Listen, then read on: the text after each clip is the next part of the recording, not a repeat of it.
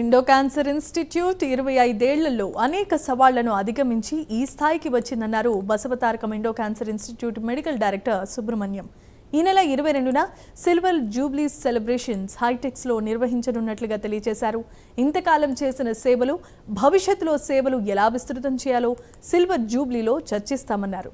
ఇక్కడ పేద ధనిక అనే తేడా లేదు, అందరికీ ఒకే రకమైన వైద్యం అందుతోందన్నారు. అతి త్వరలోనే బంజారాహిల్స్లో 300 పడకల హాస్పిటల్ ప్రారంభిస్తామని అంటున్న Basavatarakam Indo cancer institute medical director సుబ్రహ్మణ్యంతో మా ప్రతినిధి Harikrishna face to face. Basavatarakam hospital అంటేనే ప్రధానంగా గుర్తొచ్చేది క్యాన్సర్ హాస్పిటల్. అయితే ఈ యొక్క బసవతారకం క్యాన్సర్ ఇన్స్టిట్యూట్ 25 ఏళ్ళు పూర్తి చేసుకొని 26వ సంవత్సరంలోకి అడుగుపెట్టబోతుంది. ఈ నెల 22న ఈ సిల్వర్ జూబ్లీ సెలబ్రేషన్స్ కూడా హైటెక్స్లో జరగనున్నాయి. అయితే ఈ 25 ఏళ్ళ ప్రస్థానంలో ఈ యొక్క హాస్పిటల్కి సంబంధించి ఎట్లాంటి సవాళ్ళు ఎదుర్కొంది, ఎట్లాంటి ట్రీట్మెంట్ అందించింది అనే దాని విషయం ప్రస్తుతం మనతో పాటు మాట్లాడడానికి cancer hospital medical director Subrahmanyam గారు ఉన్నారు. వారితో మాట్లాడి తెలుసుకునే ప్రయత్నం. సార్ చెప్పండి, ప్రధానంగా 25 ఏళ్లలో క్యాన్సర్ హాస్పిటల్ కంపెనీ ఎంతోమందికి సేవలు అందించాను. అయితే ప్రధానంగా ఎదుర్కొన్న సవాళ్ళు ఏంటి, ఈ యొక్క ట్రీట్మెంట్ ఎట్లా కొనసాగుతుంది సార్? సవాళ్ళు ఏంటంటే మనకి జూన్ 22 అని మీరు అన్నారు. ఆ రోజు ఏంటంటే అటల్ బిహారీ వాజ్పేయి గారు ఇక్కడ ఫౌండేషన్ స్టేన్ వేసింది. అది 1989లో యాక్చువల్లీ. సో ఇటువంటి హాస్పిటల్ స్టార్ట్ చేయడమే ఒక ఛాలెంజ్. సో 11 సంవత్సరాలు హాస్పిటల్ స్టార్ట్ చేసి నడిపించే పరిస్థితి లేకుండే.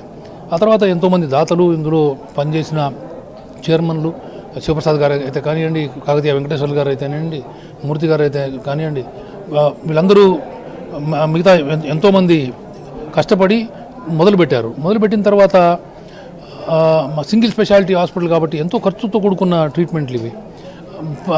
ప్రొజెక్షన్ ఏంటంటే బీదోళ్ళు ఉన్నా, మిడిల్ క్లాస్ ఉన్నా ఎవరన్నా ఇక్కడ ట్రీట్మెంట్ ఇస్తామని. సో హాస్పిటల్ ఆ ఛాలెంజెస్ని, అంటే ఇనీషియల్గా ఒక ముందు 6 నెలలు సరిగ్గా నడిచేది కాదు. ఆ ఛాలెంజెస్ని మనం ఓవర్ రైడ్ చేస్తూ ఇంత దూరం వచ్చాం. గత 16 ఏళ్ళుగా ఈ హాస్పిటల్ని ఒక ఇన్స్టిట్యూట్గా తయారు చేయాలని కాకర సుబ్బారావు గారు అప్పుడు చైర్మన్ అయ్యారు. ఇది హాస్పిటల్ లాగా నడుస్తానికి వీలు లేదు, ఇన్స్టిట్యూట్ అవ్వాలి. ఇన్స్టిట్యూట్ అయినప్పుడు దానికి పర్మనెన్స్ వస్తుంది, ఎప్పటికీ ఉండిపోతుంది, శాశ్వతంగా ఉండిపోతుంది. కాబట్టి ఈ స్టూడెంట్ కోర్సెస్ అవి స్టార్ట్ చేసాం. సో ఇప్పుడు 100 మంది కంటే ఎక్కువ స్టూడెంట్స్ ఇక్కడ ఆంకాలజీలో ట్రైన్ అవుతూ ఉన్నారు. ఇక్కడ ట్రైన్ అయిన వాళ్ళు మొత్తం దేశంలో బెస్ట్ కన్సల్టెంట్స్గా మనకి సర్వీసెస్ అందిస్తున్నారు. సో ఒక top training centre, service, science రెండింటినీ కూడా సెంటర్గా తీసుకొని కంటిన్యూ చేస్తున్నాం. అయితే ఈ ఛాలెంజెస్ ఎండ్ అయ్యాయి కావు. ఎందుకంటే క్యాన్సర్ చాలా కాస్ట్లీ అయిపోయింది. గవర్నమెంట్ సిస్టమ్ ఏమో సరిపోవట్లేదు, వాళ్ళు బాగానే చేస్తున్నారు కానీ సరిపోవట్లేదు. కార్పొరేట్లో అందరూ డబ్బులు పెట్టుకోలేరు. సిస్టమ్ బాగున్నా వీరింటిటి మధ్యలో ఒక సిస్టమ్ ఉండాలంటే ఇటువంటి హాస్పిటల్ మాత్రమే ఉండాలి. ఉన్నోళ్ళ దగ్గర తీసుకోవాలి, లేని వాళ్ళకి పెట్టాలి, ఇవ్వాలి అనేది. దాంట్లో ఏమవుతుందంటే ఒకసారి అన్లిమిటెడ్ రిసోర్సెస్ ఎవరికి ఉండవు. సో దాతలు ఇస్తూ పోతున్నారు. ఇట్లా జరిగినందువల్ల ఏమవుతుంది, 9:30కి పొద్దున 670 బెడ్లు ఫుల్ అయిపోతాయి, పార్కింగ్ ఉండదు. ఇవన్నీ బాధలు ఉంటే ట్రస్ట్ బోర్డు కూర్చొని నార్త్ బ్లాక్ అని కడుతున్నాం. ఇప్పుడు 300 బెడ్లు బంజారాహిల్స్లోనే 2-3 సంవత్సరాల్లో పూర్తి చేస్తాం.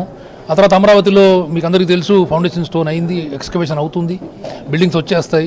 2028 జూన్ 22 కల్లా మొదటి పేషెంట్ ట్రీట్ చేయాలనేది చంద్రబాబు గారి ఇన్స్ట్రక్షను, మా అందరి ఆకాంక్ష కూడా. సో క్యాన్సర్ అనేది ఇన్సిడెన్స్ ఏం పెరగట్లేదు, కానీ పాపులేషన్ పెరుగుతున్న కొద్దీ ఏజింగ్ పాపులేషన్, వయసున్న వాళ్ళు, పెద్దవాళ్ళు సంఖ్య పెరుగుతూ ఉంది. 70s 80s కూడా బతుకుతున్నారు. బికాజ్ మిగిలిన డయాబెటీస్, హైపర్ టెన్షన్ వీటన్నిటి ట్రీట్మెంట్ బాగా ఇంప్రూవ్ అయింది. దానివల్ల బతికే ఉంటున్నారు. హార్ట్ డిజీజెస్తో కూడా చాలామంది బతుకుతున్నారు.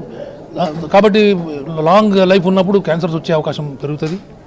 వీటిని ఛాలెంజ్గా తీసుకొని అందరికీ అందుబాటులో ఉండాలి అని చెప్పి ఇంకొక 800 బెడ్లు యాడ్ చేయాలనేది ఈ 25 సంవత్సరాలు జరిగిందంతా కూడా మనం అసెస్ చేస్తూ ఇప్పుడేం చేయాలి అని ఆలోచించడం కోసమే ఈ సెలబ్రేషను.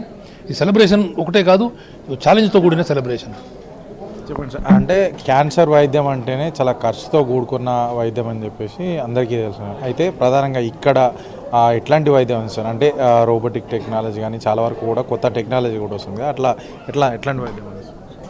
ముందు నుంచి ట్రస్ట్ బోర్డు బిలీఫ్ ఒకటే ఉండాలండి. బీదోడు కదా అని చెప్పి తక్కువ ట్రీట్మెంట్ ఇచ్చే ప్రశ్నే లేదు. నిజం చెప్పాలంటే ఇక్కడ ఒక ఆపరేషన్ జరిగితే ఇంటర్నేషనల్ బ్లాక్ ఉన్న పేషెంట్కి, ఆరోగ్యశ్రీ పేషెంట్కి అదే ఆపరేషన్, అలాగే అదే ఇన్స్ట్రుమెంటేషన్, అదే సూచర్ మెటీరియల్తో జరుగుతుంది. చాలా తక్కువ హాస్పిటల్లో ఇది చేయగలరు. ఎందుకంటే బేసికలీ ఇవన్నీ ఖర్చుతో కూడుకున్న పని.